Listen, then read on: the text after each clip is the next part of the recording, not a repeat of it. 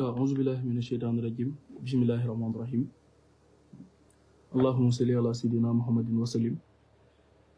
Comme niñ ko yàgg defee di sant yàlla bu baax a baax di julli ci yonent bi Seydina Muhammad alayhi salaatu wasalaam. di leen nuyu yéen ñi nga xam ne nii tey yéen ñooy samay xarit samay follower samay am di jàmm, yéen ñiy seetaan live bi, yéen ñi nga xam ne nii tey yéenay jënd seen crédit di suivre live bi, di joxe seen commentaire, di partager, di aimer, di ma jël en privé di wax seeni xalaat ci li nga xam ne ni mooy live bi nga xam ne ñu ngi koy def muy le concept xel xool ak jëf. mu ñëwaat tey fas yéene ñu waxtaan ci li nga xam ne nii mooy xew-xew réew mi, di waxtaanee aussi ci li nga xam ne mooy xew-xew àdduna. waaye balaa loolu di sant ñëpp encore une fois de plus di wax alhamdulilah rabbil alamin bi ñu suñu borom mayee ñu fekkee waat ba talaat tey di defaat live muy live numéro 13. donc muy li nga xam ne nii muy le Sénégal élection présidentielle yi nga xam ne nii jot nañ ci jugee ñu fas yéene def li nga xam ne nii tey mooy bilan, mën naa ko waxee noonu, muy avant, durant ak li nga xam ne ni mooy après. te moment boobu je pense que ci lañ toll ak lan nga xam ne nii tamit mooy doon yan yoon la Sénégal war a mën a jël tey pour changer, pour mën a jël cette voie de développement, pour mën a jël cette voie de la rupture, pour mën a jël yoon bi nga xam ne nii mooy yoon bi nga xam ne moom la ñëpp di xaar, mooy la majorité des Sénégalais, je dirais même l'ensemble des Sénégalais, parce que ñun ñëpp tey ak kujje guñ mënti bokk aussi li ñu tax a jóg mooy le changement du Sénégal. waaye balaa loolu comme niñ ko daan defee rek di ñaanal ñi nga xam ne nii tey génn nañ àdduna, suñu borom moom na leen, muy ci Sénégal muy ci àdduna bi yëpp. yal na leen suñu borom xaaree àjjana, yal na leen suñu borom yóbbu fi gën ci ñoom, yal na bu ñu réccoo liñ doon ñëwee ci kaw suuf. di profité aussi di ñaanal ñi nga xam ne nii mooy les martyrs, ñëpp ñi nga xam ne nii tey jaayante nañ seen bakkan, jaayante nañ seen dund pour Sénégal mën a nekk ci jàmm, pour ñu mën a dund ci jàmm ak salaam. ñu tuddee leen les martyrs, que ça soit depuis 2021 ba léegi, mais man dama koy jëlee fu gën a sore foofu, fi nga xam ne nii mooy depuis 1960, bien avant 1960. képp koo xam ne nii xeexal nga pour Sénégal ba Sénégal tey moom boppam ci niñ ko mën a tuddee pour le moment. donc ñooñu ñu ngi leen di jaajëfal, di leen wax ni kontaan nañ ci ñoom te di leen ñaanal suñu borom xaaree leen àjjana firdawsi. di sant yàlla aussi di ñaanal ñi nga xam ne nii tey suñu borom mooy li nga xam ne ñu ngi ci hôpitaux yi. waaw ñi nga xam ne nii tey ñu ngi ci hôpitaux yi, yàlla fëgg seen bopp, muy ci kër yi. képp ku tawat rek nekk ci biir kër yi wala nekk ci hôpitaux yi, ñu ngi leen di ñaanal yàlla delloo leen seen sago, yàlla fëgg seen bopp, may leen fan bu gudd bu ànd ak wér. waaw salaamaaleykum, ça c'est le frère John, siyaar naa la. baa yaa ngi si alhamdulilah, macha allah. sant yàlla bu baax. naka yi tey baa yaa ngi am tawfeex? macha allah macha allah. donc maa ngi woon ci nuyoo bi di ñaanal ñi nga xam ne mooy les ñi nga xam ne ni dañu tawat, yal na yàlla fëgg seen bopp. di ñaanal aussi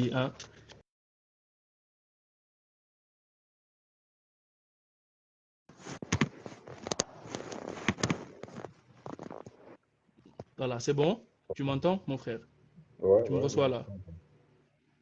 macha allah. donc di ñaanal ñëpp ñi nga xam ne nii tey caabi féete na leen ginnaaw, yal na leen yàlla delloo. di wax alhamdulilah aussi parce que tey suñu ñaan bi nga xam ne buy dernier live bi ñu ngi ko defoon le mois de février, le 24 février ba alhamdulilah. depuis lors aussi gis nañ ni y a beaucoup de personnes yi nga xam ne mooy c'était les prisonniers politiques, libéré nañ leen, génne nañ leen. di wax ne alhamdulilah rabbil alamin ci ñaan boobu noonu nga xam ne suñu borom aussi peut-être mu ngi koy nangu.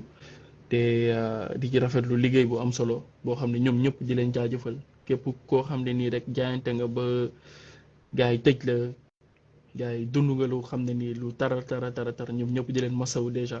waaw di leen ñaanal aussi suñu borom dafa leen jàmm. waaw mais mon frère maa ngi lay nuyu di la dalal déjà nga nuyoo muy thème bi nga xam ne nii tey ñu war a waxtaanee muy le Sénégal, les élections présidentielles. muy déjà avant procédure élection yi exactement le jour du 24 mars dimanche 24 mars 2024. Donc avant amoon na ay sur la situation politique géopolitique, c'est-à-dire les partis politiques d'ailleurs, les concernés ak les candidats wala les coalitions ak la population en fait sénégalaise, muy période boobu ak durant élection yi aussi nan nga gisee élection yi ak après élection yi fi ñu toll ba léegi nii je pense que ñu ngi ci ak aussi ban yoon la ñu war a mën a jël tey Sénégal wala yan yoon la ñu war a mën a jël pour Sénégal développer. Donc tey loolu moo nekkoon waxtaan bi di ñaan aussi ñu commenter gars yi partager live bi. Donc tey sama invité comme souvent muy John, je pense que léegi nag war nga mën a joxe tur bi saa yi saa yi léegi léegi war nga mën a joxe tur bi doom day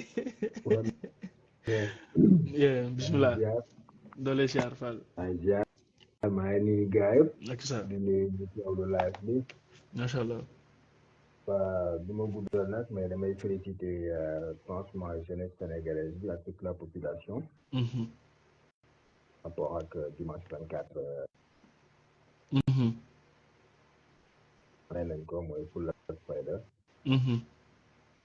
donc félicitations à tout le monde macha allah changement pour benn rupture li nga xamante ne moo fi amoon ba te ñu am ko yaakaar ci ñi nga xamante ne ñoom ñoo falu ñaan yàlla woyofal leen bu baax amiin ñun population bi aussi parce que yaa ngi wax fan la ñu war a jëm mais fi ñu war a jëm gouvernement bu bees bi régime bu bees bi mi ngi ci biir mais ñun aussi ñu ngi ci biir parce que aussi ñun la war a commencer nous qui sommes citoyens wu Sénégal citoyen dëkk bi citoyen bu nekk changement bi war a commencer d'abord ñu mën ñu fekk ci wala ñu fekk ci leen ci quoi ki démb la maa ngi gis maa ngi posté benn vidéo ci page yi mais li ma ci gis mooy dama xamatul booy fan la xaw ma HLM la xaw ma mais booy ñu ngi def pavé ci guddi gi macha allah ñu teg ay pavé tu vois donc loolu donc seen ay initiative bu bopp la xaar ñu ci maire yi jóg def ko xaar ñu ci dara pavé yaa ngi foofu yegg si na tege na donc benn instant dem ci guddi wala ba ci dem booy jël ko di ko def suñ ko war a def normal defaraat fay ñuy rien du tout loolu mooy citoyen patriote dëgg quoi ki nga xamante ni bëgg nga sa réew il y a beaucoup de choses yoo xamante ni ñun Sénégal benn instant dañoo tàmm consommer quoi duñu ñàkk toujours pour loo xamante ne xaar ñu ci fay mais liñ ko def pour ñun la pour waa mbedd bi la pour des générations la et tout ça macha allah voilà yàlla na commencé ci ñun et que yan bi nekk oyof yàlla allahumma amin allahumma amin nga xamante ne moo tax gars yi def changement bi le 24 mu doon nga xamante ne aussi luy am lay doon wala lu bay ba nga xam kenn du naaj ñëpp ñu kontaan macha allah macha allah mais bëggoon naa xam aussi sa point de vue par rapport ak li nga xam ne mooy biñ dëgmalee élection yi comment vous avez vu la situation géopolitique au Sénégal sur le plan comme ni ma ko waxee les partis politiques sur les coalitions les candidats soit système bi anti système bi en grosso modo ban jàngat ka ci am ci loolu mais anti système bi moo jël le dessus moo mën anti système bi fi mu nekk nii moo nekk au pouvoir système bi moom la population bi bëggoon moom la laaj gën a bëggoon pour seetloo ci dimanche 25 bi 24 bi ci gars yi di voté bi ñu ay pas yoo xamante ne da ngeen ak ay maire yoo xam da ngay gis ne da leen jàpp ñu dugg dem voté bi kooku mënoon na toog këram bañ a voté bu gisoon ni que benn instant réew mi am na ci lu mu tegu mais réew mi am na mu ngi commencé pante mu ngi jëm foo xamante ne mooy loolu mënul dox bu baax yor kan waa këram jàpp ko mënul dox ba yegg ci pour dem voté bi am na ay nit yoo xam dañoo dugg ni ani ki Ousmane Sonko yeble donc ki ñu yónni ñu voté ko wax macha allah woon la affaire bi fu mu toll donc bi moo jël le défi ce n'est pas question de parti politique wala affaire yooyu noonu gars yi dañoo teg lu leer population bi gis ci seen bopp nekk ay patriote xam ne changement jot na li ci am ni warul continuer ñu daal di ak porte de la solution. ok macha allah. donc ñi nga xamante ne nag ñoo fi nekkoon di jouer affaire de politique. pour ñëw fii pour askan bi. su nekkoon pour askan bi kenn du génn tey ci projet Sonko bi du ci génn. ay Khalifa Sall. comment on dit voilà ay voilà Barthélémy Dias par exemple ñu taxawee. Bougane un grand perdant. moom train bi dafa romb le train de l'histoire. ay calculé affaire de politique et tout ça et cetera donc Sénégalais yi war nañ mën a comprendre que à ce stade là. ak yenn politiciens yi bu ñu yegsee koo xamante ni ay échéances yoo xamante ni ça doit être décisif pour le pays pas pour les personnes. pour des personnes. dangay fàtte si ay égo am noo taxawee. ñoom bu ñu taxawee woon su ñu waroon taxawee dëggantaan. kon tey bu ñu bokk sur les perdants wala boog gagné nañ élection yi avec marge boo xamante ne mooy loolu noonu. bu ñëpp bokk ñëpp jot si. dëgg la. ça veut pas dire que yéen bu ngeen perte da leen di tegee ndale. wala yéen bu ngeen génn rek présenté wu pour ñu présenté wu la présidentielle c'est comme si dafa am ñu wàññeeku ci yéen. mooy li leen daloon 2019. PDS ak Khalifa Sall. donc macha allah. affaire bi du affaire de nit am na koo xam buñ fa yegsee. ñu ci dëkk bi. yéen ñëpp xam ngeen ne li dëkk bi di doxee baaxul. ba tax ngeen ne da ngeen di nekk ay opposants mais bu ñu demee ba am ci échéance yi ñu yegsi mais réfléchissez pour le pays. donc macha allah ak 0,9 nangam sàngal ni moo ko waral macha allah mais di profito di nuyu la Lyon muy Ndeye Touti elle est en train de suivre la Lyon du BCG donc c'est une sœur c'est une chérie donc moom macha allah elle a abattu un travail extraordinaire parce que dafa am benn mouvement bu mu nekk mouvement BCG muy mouvement bokk ci gox bi donc boo xam ne mu ngi ci biir Pastef. donc d'ailleurs ba mouvement bi muy dugg Pastef sax c'est l'actuel président Bassirou Diomaye Diakhar Faye moom moo déplacé woon à Kaffrine donc initié leen pour ñu dugg ci parti yi donc moom mooy responsable mooy président de la section communication de Kaffrine donc Ndeye Touti la Lyon vous avez abattu un travail extraordinaire par rapport au président aussi Cheikh Tidiane Gaye vraiment bu nekk le lion vraiment nekk gaynde donc bravo à vous et félicitations pour cette belle victoire que vous avez eue à Kaffrine ba ki nga xam ne nii tey moo fa nekkoon wala moo fa nekk maire wala état bi moo yàgg gagné foofu souvent donc ren moom macha allah bravo à vous la Lyon surtout ci communication bi ci coordination bi ak le coordonnateur ñoom ñëpp maa leen di siyaar bu baax a baax di nuyu ñëpp parce que yàlla def na ni ñun moom on est un peu réseauté xam nga on est un peu partout donc sant yàlla quoi. mais mouvement BCG suñu mouvement la lu ñu gëm la ci lañ yàgg a xeex ci lañ yàgg a nekk donc ba première meeting bi donc voilà on faisait partie des gens qui l'ont initié donc tawfeex quoi yàlla na yàlla defal jàmm Ndeye Touti di kontaan bu baax a baax mais léegi mais man situation bi ni ma ko jàngee mon frère par rapport ak li nga xam ne nii mooy je me dis que le peuple est en avant en fait par rapport ak li nga xam ne nii mooy certains hommes politiques.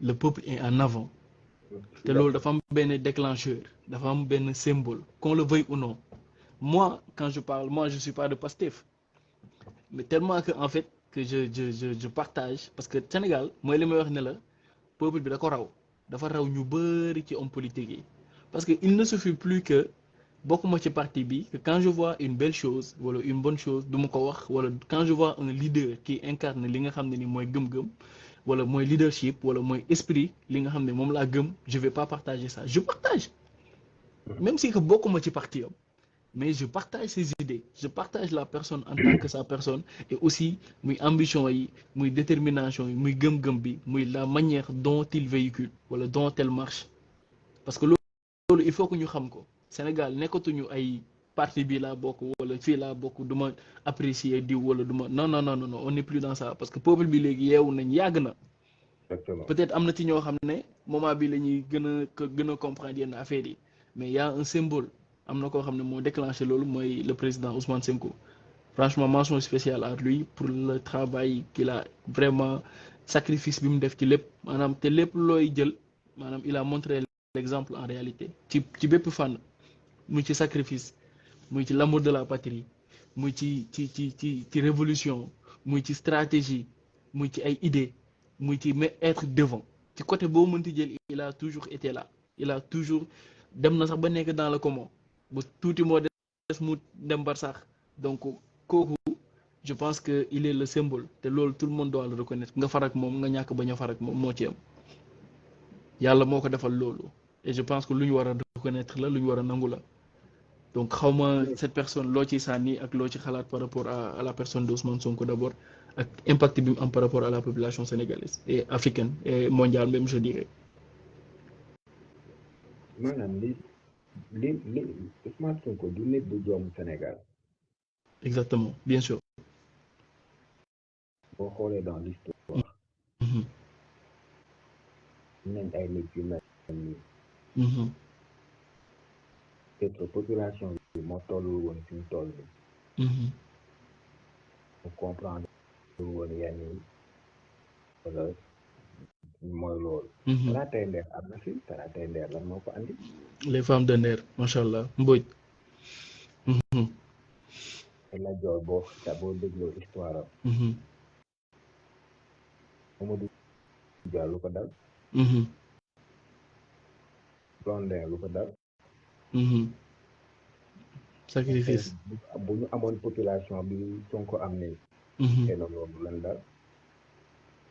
donc mooy li ngay wax sànq nii mindset bi moo changé donc en politique fi mu nekk nii population bi dafay dépasser gars yi fi ñuy xalaatee.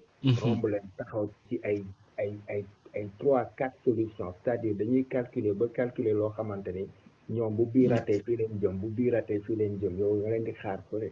ñoom yeggaguñ foofu noonu ñoom ñu ngi ci politique ancienne bi naxante bi ñu xamal ci voilà yekkal bi wala je sais pas. donc du coup dañuy tardé. macha allah. mais tout ça aussi. c'est grâce à Sonko. exactement. ñëw am benn discours am. benn bu ci teggeeku quoi. muy metti ñu koy wax muy metti ñu koy wax muy neex yenn saay lu koy metti di wax bay wax yu ñëwagul ñu ci teg suñu bët. génie politique ndax su mën a calculer ndax mën a fépp fi nga xamante ni fa la gars yi mën a jaar comme yow tu n'es pas corrompu. fépp fu gars yi mën a jaar yow yaa ngi leen fay xaar ba pare teel nga koo wax. mosoo bàyyi. mu neexoon na trop pour nga teel a bàyyi. nekk ci loo xamante ni mooy loolu am xaalis. Sénégalais nekk di ko ñu di dund métti bi. effectivement. le don de soi bi quoi pour la patrie bi. non le don de soi bi surtout. mais lii il faut que nit xam ko quoi nit mën di ko def aussi Sénégalais yi di ko mën di def le don de soi bi tubaab bi sax xam na ko da koy def da koy dund chaque jour. effectivement. mais ñun. dañuy xalaat suba quoi kii moo ko joxee sama onde yi ngeen tomorrow day cool rek affaire bi mën naa sax duma ko mën a am te yow xamoo sax naa tomorrow di nga yeewu. donc xam nga yooyu noonu lañu war a moyen yooyu lañu war a commencer di teg fële. ci ngay mën di avancer ci la solidarité di mën a judd. ci ngay mën di xam ne yow mii il faut nga jàppale sa voisin bi ki nga takkalool kër jàppale ki mu takkalool kër ngeen mën a defar benn affaire parce que yéen la d'abord quoi avant keneen di bokk. donc mais dans la main bi quoi solidarité bi. exactement loolu donc yooyu yëpp daf ko jàngale ci jaar-jaaram bi nii. mais est-ce que man bon est-ce que su ma koy tënk en réalité ci est-ce que du prise de conscience wala la manière dont il a pris wala dont il a compris le sens de la politique dans son vrai sens en fait parce que politique c'est l'art de bien gérer la cité. L'art de bien gérer la cité c'est quoi? C'est comment permettre aux gens de bien vivre te loolu da ciy bokk ci ay valeurs muy jikko muy dëggu muy jub muy jubal muy bañ a dugg ci ay njuuj njaaj wala bañ a def loo xam ne bañ a wor bañ a tromper être toujours sincère être toujours loyal avoir toujours ce cœur de partage ba la preuve moo tax ngay dégg expression bi les gens disent que fal na ay député te bokkuloon liste fal na ay maire tey mu fal président est-ce que c'est pas cette compréhension qu'il a de la politique qui est un peu différente des autres en fait mooy politicienne bi rek ba tey. waaw mooy li mu lay wax ba léegi rek dafa leneen lu bees la andi. c'est-à-dire leneen loo xamante ni nit ñi xam nga yow sama waay bi buñ la waxee dëgg. dëgg neexul la. dëgg la. comprendre ñu wax la dëgg nii am na ñoo xamante ne dañuy dugg seen nekk te ñuy jooy parce que bëgguñu woon ñu wax leen dëgg boobu parce que moom yàgg na xam dëgg boobu non non moom li ñuy wax dëgg boobu mu dugg néegam di jooy moom daf ci yàgg gëm mais bañ ko ko waxee. bu ko nangu ci kanamu nit ki mu dugg ci néegam jooy nga ni dëgg moo neexul quoi. donc nag dafa yàgg wax nit ñi dëgg c'est-à-dire dëkk nii lay doxee Sénégal bi mën na doxee nii ba ku nekk mën a nekk ci jàmm joo xamante ni doo sax diggante yenn affaire yi yow buñ la waxee ni la France amul dara te mooy xawma ñaata puissance mondiale te li mu am yëpp nga xam ci dëkk yi mu koy jëlee te dëkk yi mu koy jëlee amuñu dara. Comment expliquer cela? Illogique. Gouvernement yi nekk fii nga xam bu juuf fekkee ko xëy na gën a nekk gone mais fekkee nga ko xam nga am na yoo ciy fàttaliku nga gis changement alternance ci Abdoulaye Wade nga bokk ci ñi ko votel ñu votel Abdoulaye Wade yow nga bokk ci jamonoy Diouf jóge ci jamonoy Abdoulaye Wade dal ci Macky Sall yow ngay gis avancement Sénégal noonu te nga xam li Sénégal am yëpp te nga xam ci Sénégal mën a yegg ñii bu ñu ñëwee wax lii nax la ñii bu ñu ñëwee wax lii nax la te yow nga xam dëgg bi kenn waxuloo ko nit jóge fële di ko wax boo koy dégg ci bàyyi xel mu ko ne di ko wax te yow nga xam ne xel ni kii li muy wax ni buñ ko appliqué dëkk bi naat lii mooy dëgg mais ñi fi jaar ñëpp daaw ñu ko wax lan moo tax y a un problème ñu dem ba ci biir ñu koy teg métit muy muñ di wax ni affaire bi du man Sénégal la léegi voilà dafa jaayante pour wan gars yi ni que c'est possible gars yi di ko déglu di comprendre li muy wax mu nekk dëgg parce que du loo du donc lu mu mës a wax amul lenn loo xamante ni gars yi ko doon weddi nañ ko ci ay argument yu leer dañuy ñëw di ko xas wala naan lii wala naan laa mais mosuñu teg ay argument yu leer ñu teg yi nga xamante ni moom la Sonko andi mosul am du ci ay idée quoi en fait ay débat de bas étage comme ni ko gars yi bas étage toujours bas étage toujours depuis 2021 waaw exactement moo tax Sénégal bi bu yàqoo fi mu nekk nii ñoom bokk nañ ci parce que ñoom ñoo toog ci télé bi di wax ay wax yu salte booy di ko dégg moo tax ay audio di génn gars yi di xasante moo tax ñaari gel yi bëkki dem xaw ma Mame Ndiaye Savon xaw ma lan moo tax moo ñu def lañ def ñu woo leen pourtant jamonoy Macky Sall avant changement kenn daawul woote moo doon génn right ça se voit que changement mu ngi am quoi si voilà quoi donc ña nekk foofu daawuñu woote ñoom xam nañ xel ni que lii xew ni du yoon mais comme arrangé na Macky Sall rek nice après léegi ñu koy jiñ Sonko dañ naan ñu affaire bi Sonko la xam nga gis nga nu mu yombee.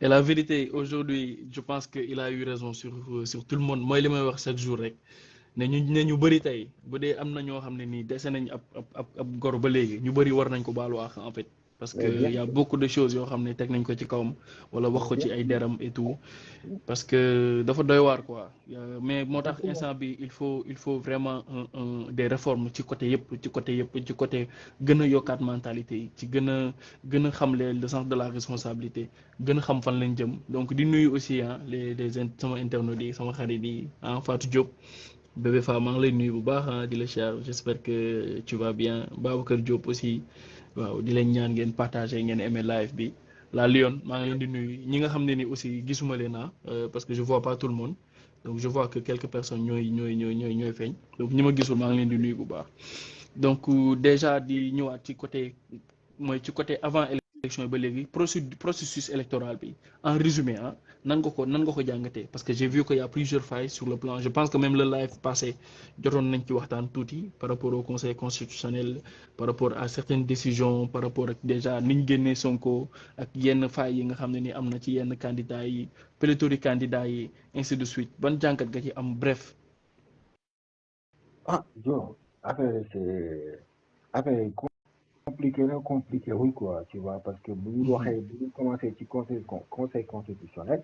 ñoom dañu may Macky Sall ñoom ñoo may Macky Sall mën na am 1 mois. bu mu repousser élection yi mën ci def ay njiit njaaj comme ne xam na ay bàyyi na njiit njaaj. mais yoon defaat ci ay njiit njaaj parce que repousser élection yi te poussé wu ko pour def maa neex ma repousser ko ko. xew. donc ñëpp xamoon nañ ne que Amadou Ba du candidat Macky Sall. loolu moom soxlawul ci delluwaat ñëpp xamoon nañ ko. bien sûr. li nga xam man li ma jàpp mooy que ni que Amadou Ba dafa mooy am na ñu koy wax dafa wër nomba Macky Sall. loolu mooy dëgg dafa wër nomba quoi. xam nga parce que comme xam nga ni que moom du candidat waay. du candidat waay bi. mu yëg ci kaw. waaw bu xamee rek koy tëbal. mais dafa mel ni foofu li Sonko waxoon à Kaffrine quoi son discours à Kaffrine ne nit ki xale bu la yebee xaw ma lan da nga koy bàyyi dem wax ak baayam dafa mel ni dafa dem wax ak. waaw mais gars yi ci kaw muy Macron en fait. waaw moom wax ak tubaab yi xamal leen ni que moom buñ ko jàppalee mu continuer nekk candidat moom bu jàllee moom continuité lay dawal. donc looloo waral mooy continuité bi ak bi muy ñëw France en réalité. continuité la. ok c'était une confirmation quoi. tubaab yi. ok tubaab yi nag mën nañ woo Macky Sall ne ko saay baat yow comme bokkoo. nii bàyyi mu doxal bu ko xosi bu ko laal bu ko sax di jënti bàyyi mu doxal donc looy def bàyyi mu doxal ñoo gars yi génn sa ay dossier rek chaque France 24 RFI commencé waxaat di sool sa bopp jigéen liñ ci génne woon dossier 2019 ni saa yi dafa dul élection yi 2019 woo génne israéliens yi tekkay affaire right tuuti donc am nañ yeneen yoo xamante ne mooy macha allah li lay arrangé mooy da ngay setaan moo tax seet rek a wóor quoi dëggu ak sama xalaat sama xam-xam bu gàtt moo tax mu ignoré Amadou Ba mais élection yi tamit dafa nekkoon loo xamante ni affaire bi du tax Amadou Ba dépassé na Amadou Ba affaire bi xam nga lan la anti système mooy jàll à la place de continuité pouvoir ni ci nekk mooy la rupture total quoi c'est-à-dire même bu fekkoon ni que Idrissa Seck la Macky Sall tegoon foofu noonu sax contre Sonko day perte bu doon Karim Wade la lijjanti woon ba bàyyi ko mu jàll sax élection yi xoolal ba ni ñu ne mooy candidat Macky Sall fësal loolu day perte anti système bi moo jëloon déci bi yàgg na te loolu Macky Sall xam na ko yaa 1 an ok yaa 1 an def na sondage Fall saa yi ne ko bim premier tour 6 mois mu dooraat beneen saa yi fëggaat premier tour 3 mois mu defaat beneen xam na bu yàgg ni que anti système day dóor macha allah yooyu yëpp moo fi andi nag ay amnistie moo génne Sonko dëgg la ñu bari ñu ngi ci wax ñu ngi ci commentaire et tout ça mais ñu ngi ciy commentaire yëpp buñ toogoon tuuti xalaataat tuuti dinañ xam ni amnistie bi Sonko votewu ko Sonko li mu wax c'est clair. Non, mais je pense que c'est clair. Même les députés de Yewwi Askan Wi, ils ont été clairs, ils ne l'ont pas voté. Sonko li mu wax dafa clair bu fekkee crime de sang dafa bokk ci amnistie bi bu leen ko voté bu ci bokkul voté leen ko xam nga lii dafa leer crime de sang bokk na ci amnistie bi gars yi voté nañ ko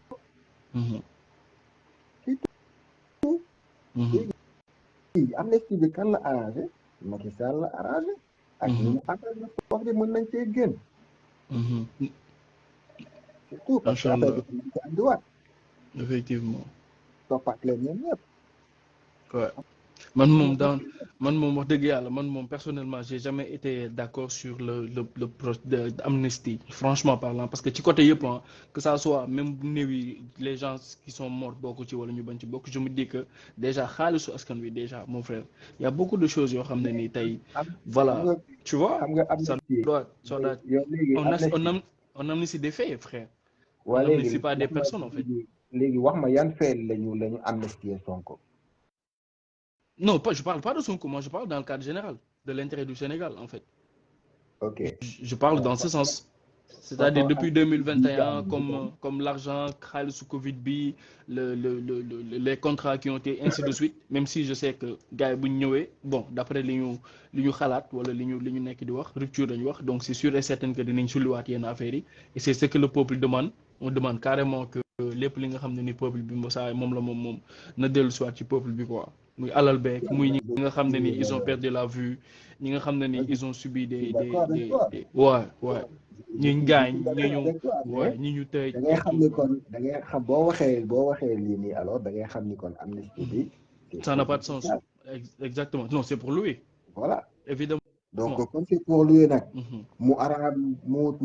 et ça fait sortir Sonko et Diomaye en prison ils en bénéficient mais ça ne veut pas dire que c'est pour eux non bien sûr non bien sûr donc non mais aussi c'est une am na solo ci Macky Sall parce que ça va permettre ça va bloquer Amadou Ba à faire sa campagne normale si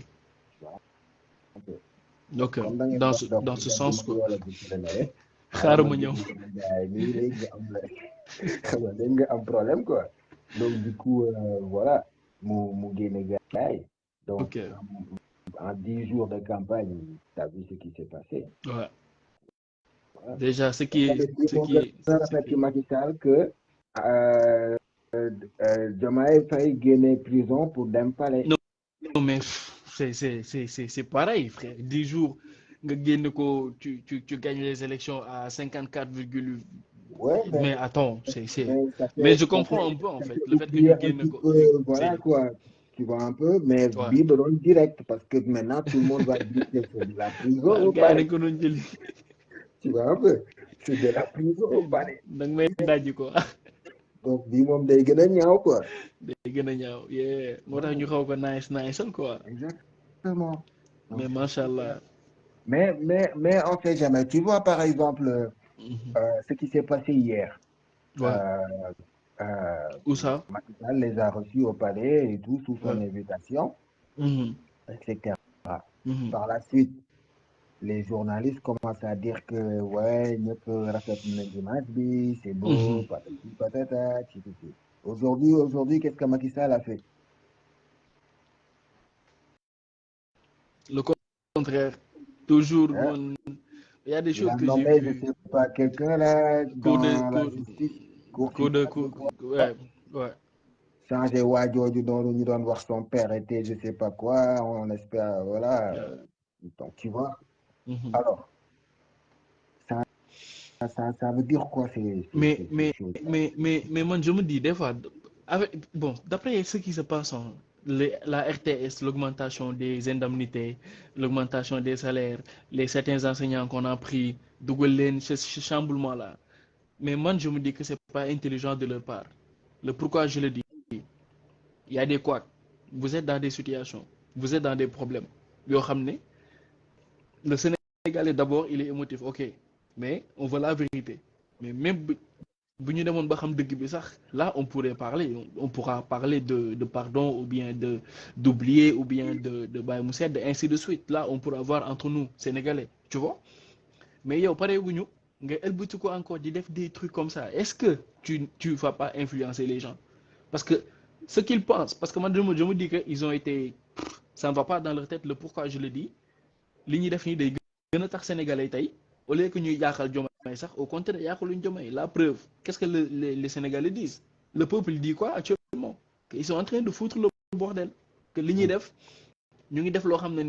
c'est anormal. C'est pas un mot blessant ou un mot indiscipliné, foutre le bordel, mais ce que je veux dire, c'est ça en fait. Parce que vous n'avez 2 jours, moi le fit d'essai. 2 jours, moi le fit d'essai. Bordel, c'est créer des problèmes en fait. Foutre mooy def lu la neex te loolu na demee qu'on dise les choses telles qu'elles sont en fait c'est la réalité. mais ñi ci bordel lañ dëkk. Et ci def bordel lañ dëkk. mais ça va, ils vont payer cher hein, de toute façon. Je pense que à mettre les bâtons dans les roues à Diomaye Faye, à rendre sa gouvernance un peu compliquée. Les mettre en mal avec les mais les gens sont éveillés mooy li may wax rek chaque jour en fait peuple bi fi ñu nekk ñoom comprendre ñu gars yi raw nañ leen bu yàgg en fait. Je sais pas mais j'ai cette intuition quoi. C'est ça exactement. Mais en tout cas mu ngi noonu. L'essentiel est que on attend le 2. Inch'Allah. Mais je félicite moi personnellement le ministre de l'Intérieur, hein, le gars qu'on a choisi pour qu'il puisse gérer très bien les élections. Franchement, bon, li ñu doon dégg ci moom aussi je pense que wane na ko jëfee na ko quoi. Tout est passé, pas que tout est impec, mais comme à 100%, mais quand même à 90%, ça va quoi. Franchement. Et les Sénégalais, chapeau. Je vais dire plutôt qu'il nous a arrangé parce que c'est un gars qui a un gros problème avec Amadouba. Donc, donner la manière. Donc, en information. Ça, c'est une info de taille, ça. Ça y est. Jamais du côté du gars. John, jàpp ci gars yi dama guñ de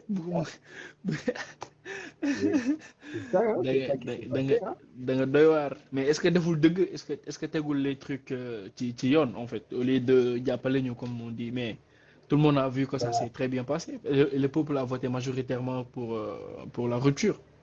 Donc monsieur si j'avais pas cette information là, si j'avais pas cette information que je viens de dire, damay wax ni que oui tout s'est bien passé. Et attends yow sax foog ma ñëw ci dara. J'avais annoncé un live le samedi passé.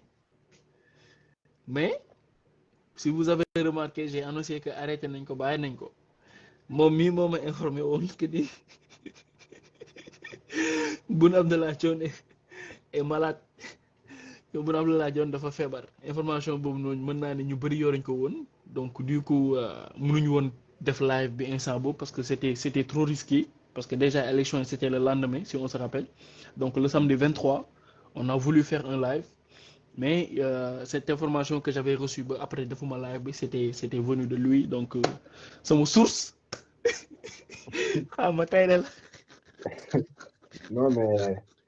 Non, mais je sais que tu es en sécurité, t'inquiète pas, on est ensemble. Mais quand même, c'est juste pour dire que les Sénégalais, ils sont très bien informés, quoi. Et chapeau sur toi, du côté Bobo, quoi. Il y a beaucoup d'informations que j'ai, que voilà, machallah, quoi. Ouais, mais c'est-à-dire, après, il n'y a que Sénégal lañ dëkk, quoi. Machallah. Tant que nous avons des informations, il faut que nous passions en viril, comme ça. Machallah.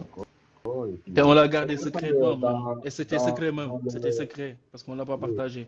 Parfois, le gouvernement dit qu'il veut faire une affaire. Mu lancer quoi pour voir l'opinion de l'homme qui est. Ça fait partie des négatifs yu dominé rek. Ça fait partie des stratégies de communication pour orienter le peuple en fait. Moi, côté lamb yi des fois s'il y a des événements nga gis ñu tek ay lamb. Des fois ñu tek ay concerts. Exactement. Parfois mu génn à des heures yoo xamante ni waru ko génn pour wax benn pour alerter. def leen nànk wala lii wala la. Exactement. Day fekk gars yi il y a 5 minutes ils allaient faire ça. Papa exactement.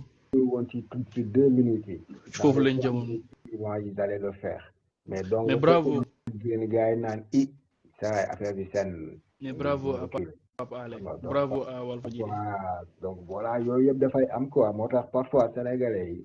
waruñuy dañu war di bàyyi xel tout le monde quoi. C'est-à-dire li nga yàgg a déglu nii rek mën nañ lay induire en erreur nga leen di continuer di gëm parce que ñoom nga yàgg a déglu tu vois un peu. parce que mën nga déglu benn Papa Alé mu wax benn affaire alerte gars yi def ci nang. gars yi yóbbuwaat seen comme ni ñu koy waxee nii. seen chien yi ñu génn dem ci télé yi commencé non kii di wax li ñuy wax amul information mënu ko am fu mu ko jëlee jërëjëf pour dissuader les Sénégalais. mais bu amee insistance ñu gis ni gars yi comprendre nañ affaire bi ci bàyyi xel ils vont tout faire. Carrément.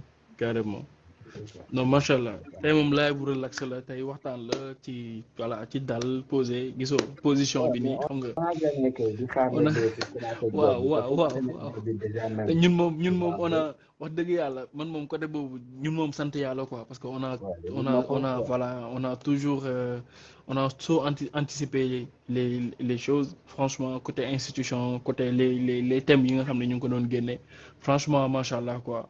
mën naa ne gars yi moom te bu ñu dégloo laay bi sax y a beaucoup de solutions qui sont sorties ci côté communication ci côté éducation ci côté santé ci côté entrepreneuriat ci côté y a beaucoup de thèmes yoo xam ne développé nañ ko ak concept xel xool ak jëf bi y a beaucoup de solutions parce que souvent c'est ça en fait c'est les solutions lan la ñuy xalaat lan la ñu c'est important parce que on a plus souvent booy xool sénégalais détails yi problème kese la ñuy nekk mais au lieu de sortir des solutions pour nit ñi bàyyi ci xel pour xool ne fii la ñu war a mën a jaar pour génn ci mais non duñ ko def en fait dañuy nekk ci ay détails nekk ci te bokk na li ñu war a mën a changer c'est comme quand je vois pourquoi ay le président Ousmane Sonko di ànd ak Diomaye c'est des débats yoo xam ne franchement parlant ça n'a pas de sens en fait ça n'a pas de non sens. mais loolu moom si loolu waruñu si débat parce que. Ça n'a pas de sens frère.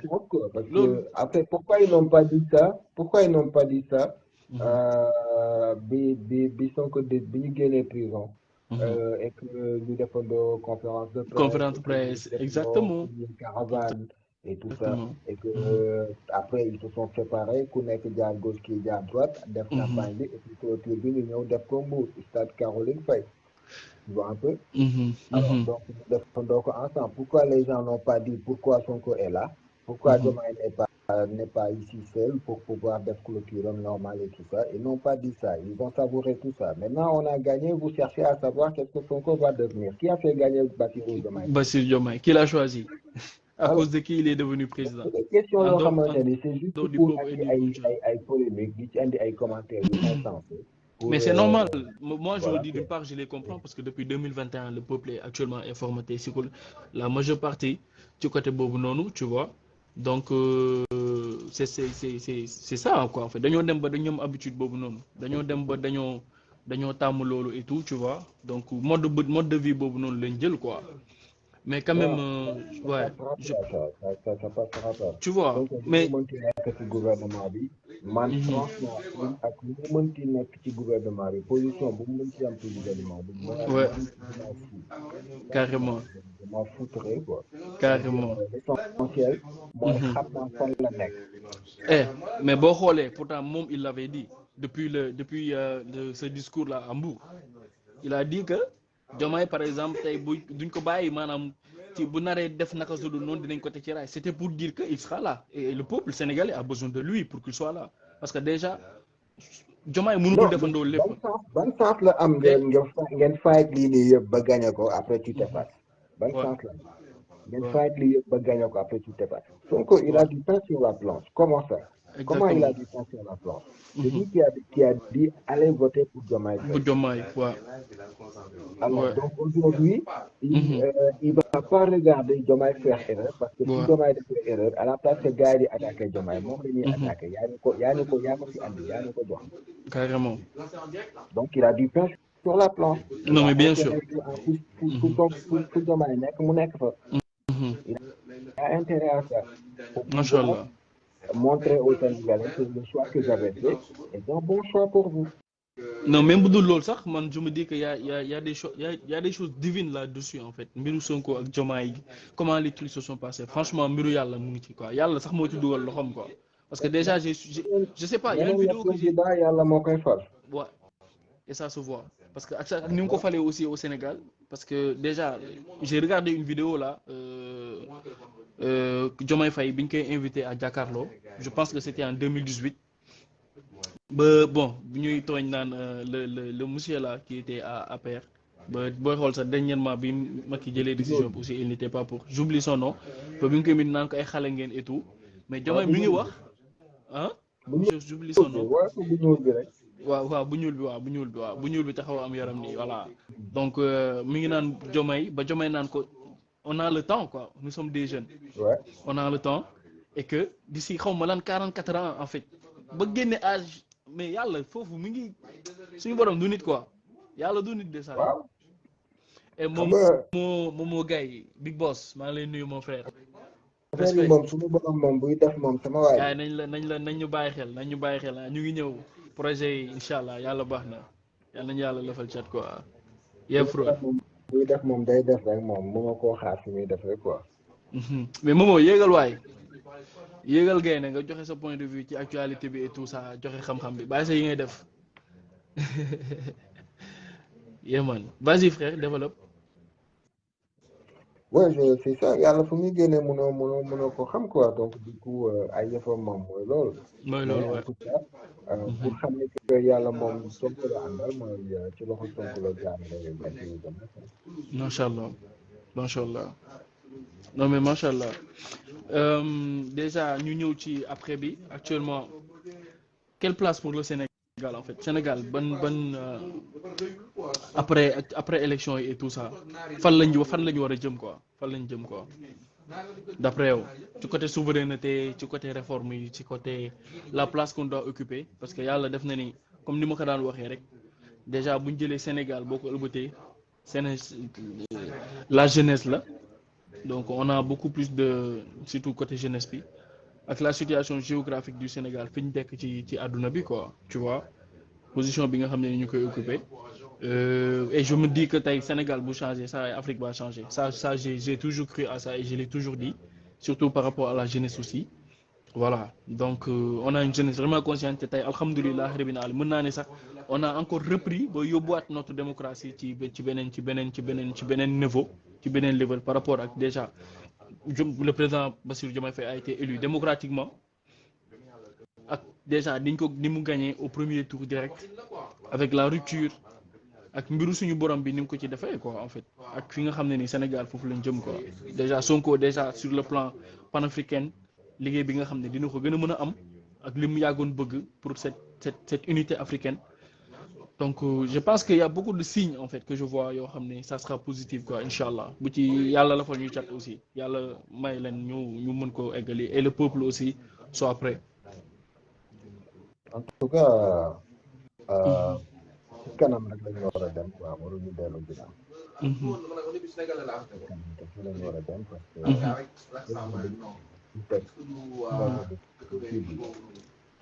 Soxna Gassama Sonia merci beaucoup. Merci c'est gentil. Donc li nga xamante ni par exemple Sénégalais yi waruñu ko yàqamti et gis naa ni journaliste yi ñu ciy wax lu bari aussi parce que moo ciy wax mooy monnaie bi quoi donc monnaie bi c'est quelque chose de possible dafa nekk loo xamante ni aussi dafa am ay jéego dañ ci war a def c'est quelque chose à travailler c'est quelque chose à étudier ni la monnaie da ngay ñëw rek cag def ko non benn ni ko bu ñu ñëwee rek dañuy changer monnaie bi am monnaie xaalis boo xamante ni Sénégal lañ ko kenn c'est un processus en fait processus la quoi dafa laaj processus donc ñu def ci naan parce que suñu intérêt la waaye avantage la nag ci loolu la nekk donc il faut ñu def ci naan question yi nga xam moom la ci journaliste di posé sax su mu nekkoon naa ñoom j'allais pas le faire c'est très tôt c'est comme que France moo lay diriger quoi parce que c'est la France qui parle de ça. Bien sûr. La France qui parle de ça donc voilà pourquoi les journalistes en parlent aussi. Mais Sénégal moom journaliste yi waruñu ci wax quoi dañu war a focus quoi. Voilà. Sinon en dehors de ça. Sénégal fi mu nekk nii par rapport ak ressources yi nga xam te ne ñoo mujjee feeñ. bu ma sax di ci wax lu bari. du bari ci bopp waaw. xam nañ fi nga xamante ne benn war nañ ko mën a jëm. ñi nga xamante ne ñu soxla bari nañ. tu vois donc loolu noonu yëpp. ñun dafa fan nii seeni kanam wane na fulla goo xamante ne wane na fulla goo xamante ne tubaab du fii duñ ko wax benn mu ciy teg ñaar. tu vois un peu. donc jàppal ne aussi ay jeunes leen ko de 44 ans. Carrément. tu vois un peu. donc dund nañ loo xamante ne boo gisee Bassirou Diomaye Faye par exemple. nga déglu ancien vidéo yi mu nga déglu Sonko. di nga gis ni que Bassirou mooy Diomaye Sonko Diomaye. c'est la même chose.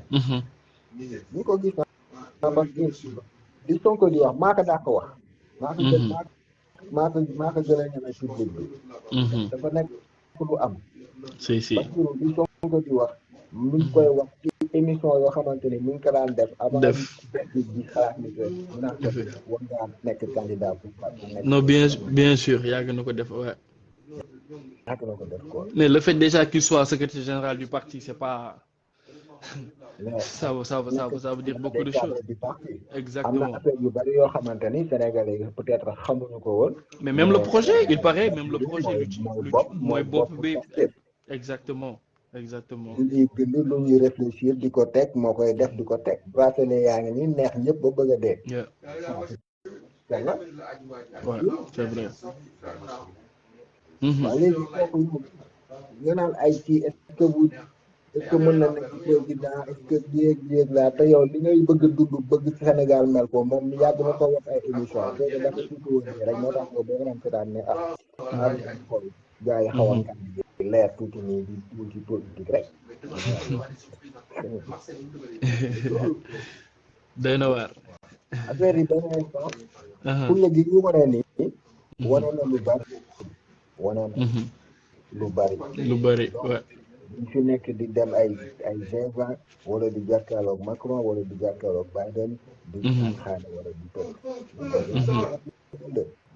la dañuy teg 50-50 yi ñu wax ñu ko commencé appliqué Sénégal commencé ci dund ñu koy dund dëgg moom nga gis affaire yi commencé changé Sénégal bi commencé moom xaalis dafay am économie bi day dox di nga xam ne daa ko am ay at yaa ngi koy commencé léegi di am parce que dem dégg naa ñu ne Bachir jël na benn décision mu ne entreprise français yi fi nekk yëpp dañuy commencé di fay impôt Sénégal à la place di ko fay France waaw ñaata at a ngi nii entreprise Sénégal yi di fay France à la place di fay Sénégal à la place du Sénégal carrément beaucoup des milliers de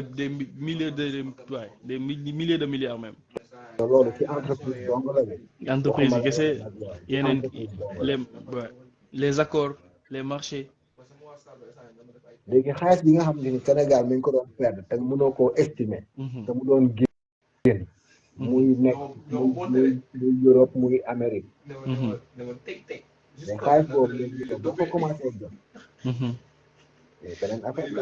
non mais il y a beaucoup de trucs frère il y a beaucoup de choses yoo xam ne c'est des solutions rapides c'est comme la pêche par exemple avec les accords voilà est-ce que tu sais que la pêche il y a plus de 600 000 employés 600 000 jeunes yoo xam ne nii tey wala 600 000 personnes yoo xam ne nii imagine seulement à la pêche loolu yëpp si ça nous revient loolu yëpp su commencé naataat si ça nous revient donc affaire yi fan la jëm wesh wallah les gens ils vont encore vivre te déjà pêche bi bu ñëwaatee il y a beaucoup de choses voilà jeunes yi revoir les accords revoir lépp les gars doon signé et tout ça si on revoit les accords auxquels tu gagnes 10%. Ouais. Mais si on le revoit à 50-50 mais qu'on dise la vérité. Ouais. Non, beaucoup de choses même. Ouais, vite fait même.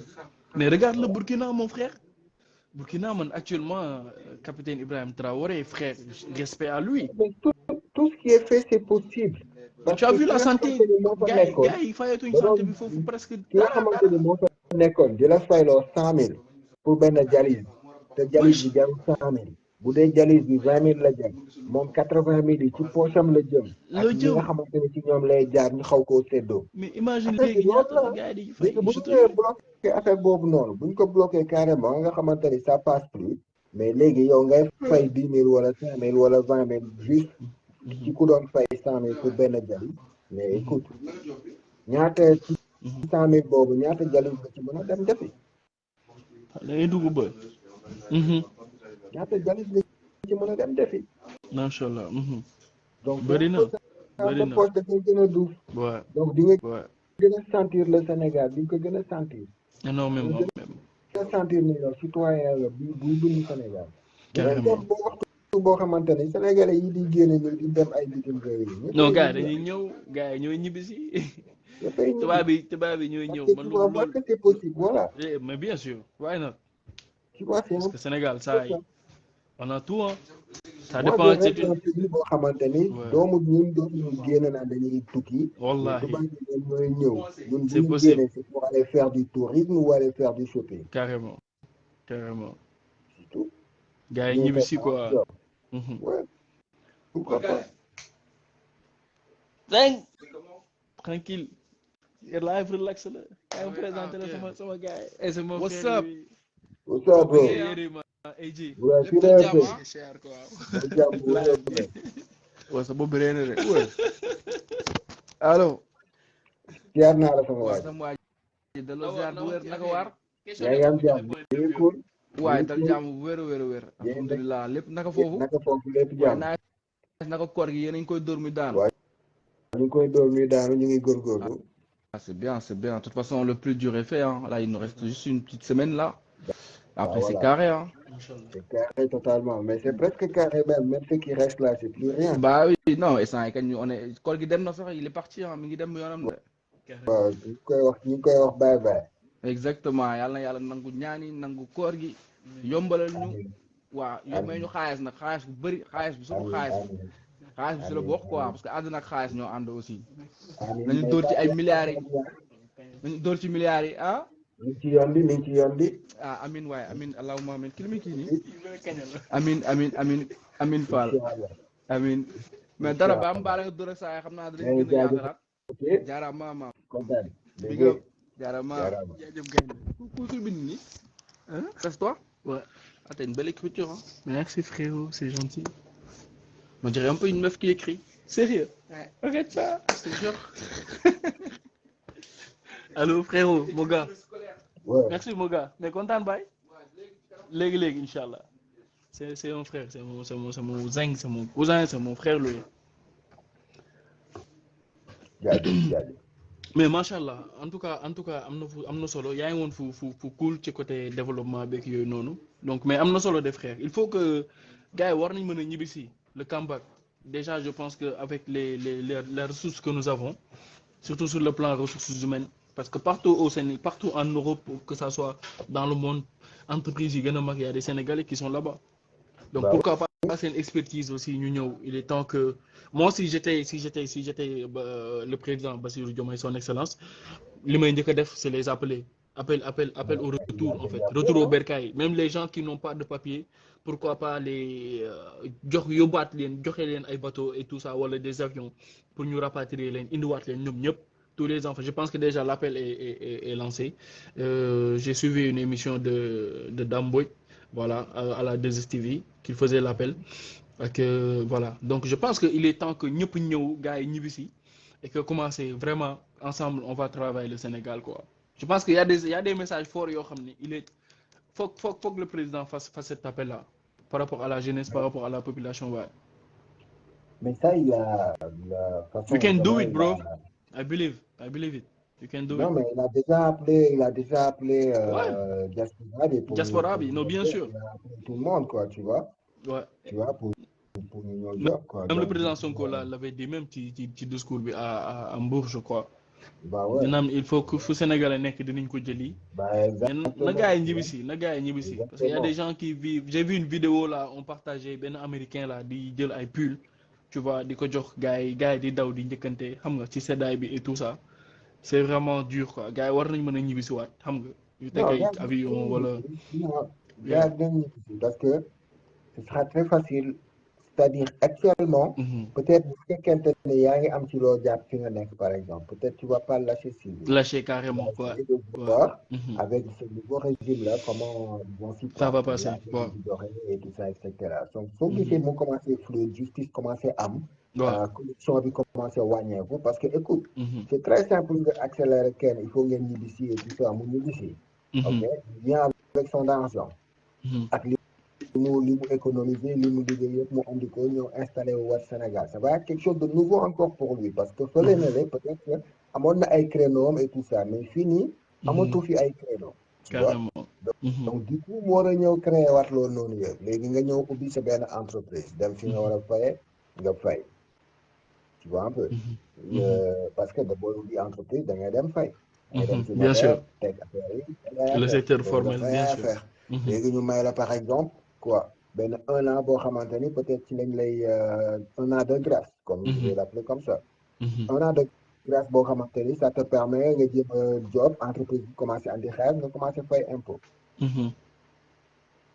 tu vois comment c'est rapide sa entreprise su fekkente ni dafa am yenn valeurs yi et tout ça ba pare doxul ni mu war a doxee nga war di fay impôt comme ça tu vois ça va c'est dur léegi après français bi la ñuy valoriser entreprise bu français bi ci moom la ñuy jëndee sax ci moom la ñuy defee ay commandes yu bari et tout et cetera teg ci moom ñu koy exempter tout ce qui est taxe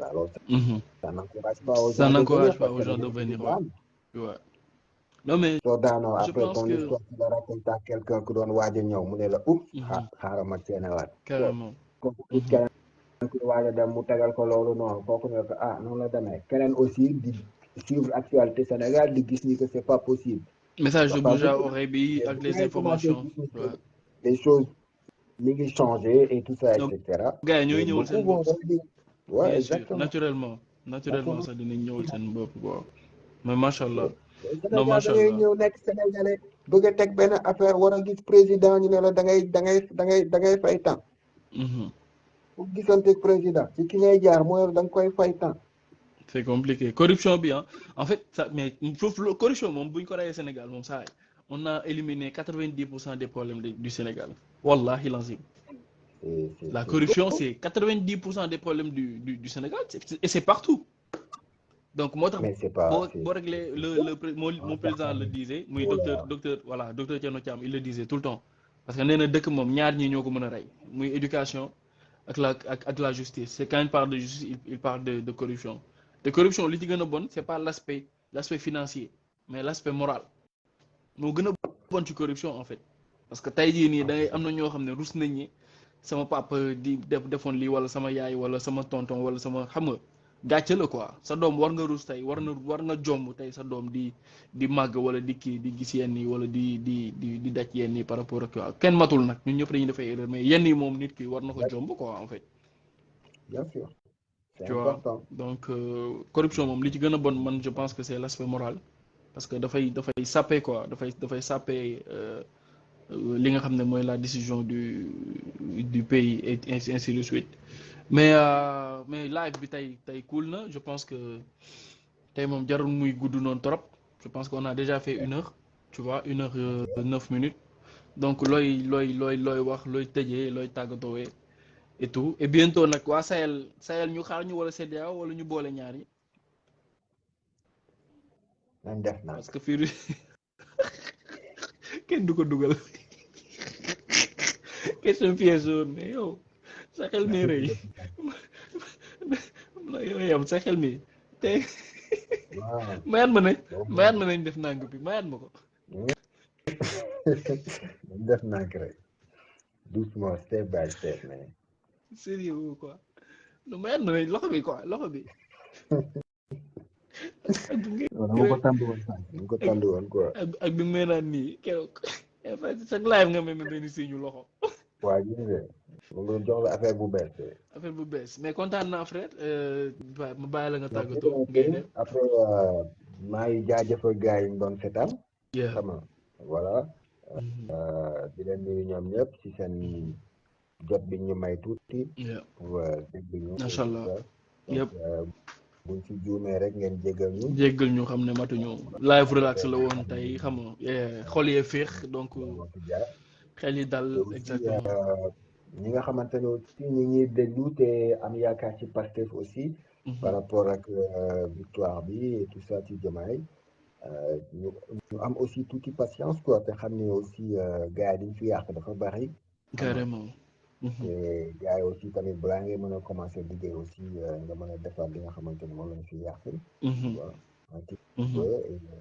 attente yi aussi mën a fekk si waaleen loolu donc inchaallah il faut ñu may gars yi tuuti temps bañ a yàkkamti te xam ni gars yi dinañ job macha allah non mais rafet na macha allah mais kontaan baay God bless up kontaan ci déjà présence bi comme toujours nga nekk sama invité d'honneur sama invité spécial parce que yow moom voilà muy John mais tur bi mënoo ko baaxee gars yi pour le moment wala ba léegi ñu denc ko surprise ah ñu def nañ def nànk AJ King ah AJ King la waaw AJ King ba léegi surnom la AJ King moom ñëpp xam nañ ko ñëpp xam nañ AJ King bi gars yi jàpp leen amatul John ay kii AJ King la léegi mais kontaan naa mon frère déjà di sant ñëpp voilà di sant ñëpp di gërëm ñëpp ñi nga xam ne nii jotoon nañ teewlu ci live bi donc tey comme ni ngeen ko gisee rek live relax la woon ka foo reetaan ci njëkk ak teraanga ci respect lépp lu ñu fi wax loo xam ne ni tey juum nañ ñu xam ne si suñu matadi la mais lépp lu ñu fi wax rek loo xam ne nii lu jub la ñu xam ne ci suñu borom la donc live bi tey nga xam ne moo nekkoon xel xool ak jëf le concept xel xool ak jëf lépp li nga xam ne ni ci dundinu doomu aadama la donc muy live numéro 13 ñu amaloon ko tey ci samedi bi le 30 mars 2024 muy actuellement le Sénégal les élections présidentielles mu nekkoon benn bilan avant élection yi durant les élections et après les élections en plus ak Sénégal fan la war a mën a jëm en fait lan mooy attentes yi ak nan la ñu war a mën a def pour développer te xam naa ni loolu dinañ ci ñëw parce que mooy suite bi instant bi ba léegi nii je pense que ça sera la suite ak yeneen thèmes yoo xam ne war nañ ci ñëw donc di leen wax ne aussi am na innovation bu ñu nekk di xalaat waaw muy live parce que gars yi dañoo nekk di bind ay livres écrits mais moi je suis en train de réfléchir parce que aduna day dox on est à l'ère du numérique on est à l'ère du visuel pourquoi pas créer sama livre boo xam ne livre visuel lay tudd comprendre nga donc des vidéos au lieu que nit ñi di bind parce que on disait souvent que les paroles s'envolent mais les écritures restent di encourager encore qu'on écrit mais actuellement on est à l'ère du numérique parce que les visages restent les paroles restent donc voilà ça sera des petits thèmes de 5 minutes maximum donc loolu laa fas yéene bon benn innovation la xaw ma nag lan nga ci xalaat après peut-être dinañ ci gën a waxtaan mais livre virtuel la donc des thèmes de 5 minutes ay tome 1 mën nañ jël ba tome 2 ça dépendra ci ay affaires yu bëri yoo xam ne muy xel xool ak jëf bi ba tey donc loolu laa xalaatoon donc di la ci siyaar bu baax di kontaan di leen wax ngeen ñaanal ñu nag one love yàlla na yàlla def jaamu ci réew mi di dalal aussi suñu président président Diomaye Diakhar Faye yàlla yoro oyofal ko yéen bi ànd ak sénégalais yëpp ñu bokk ndey ñu bokk bàyyi ñu xam ne on a un dénominateur commun mooy le Sénégal on a un autre dénominateur commun mooy l'Afrique et on a un dénominateur commun mooy l'humanité ñun ñëpp nañu booloo ñu nekk benn mais aussi teg lépp ci yoon teg lépp ci dëgg ku ci nekk gis ci sa bopp ñu bokk ndey bokk bàyyi et que l'histoire retient cet homme dont le président Ousmane Sonko aussi di ko delloo njëkkal di ko wax God bless up yàlla na ko yàlla sàmm bépp mboolee mu jullit di féliciter aussi di ñaanal suñu mbokk ñi nga xam ne mooy les frères et nos consoeurs chrétiens aussi ci carême bi nga xam ne ni jógee nañ ko ak les musulmans aussi voilà donc ñoom ñëpp Sénégal ñoo far di remercier surtout l'archevêque Monseigneur Benjamin Ndiaye ci position bi nga xam ne ni jël na ko parce que c'est ce qu'on attend d'un homme religieux quand le peuple a besoin il faut sortir dire les choses telles qu'elles se doivent et les parler haut et ñëpp dégg ko et que ñëpp mën ci jëriñu donc loolu lañ soxla ci njiit loolu lañ soxla ci ñëpp quoi donc di nuyu ñëpp di sant ñëpp asalaamaaleykum wa rahmatullah jërë ngeen jëf peace jaajëf gaynde déggeeti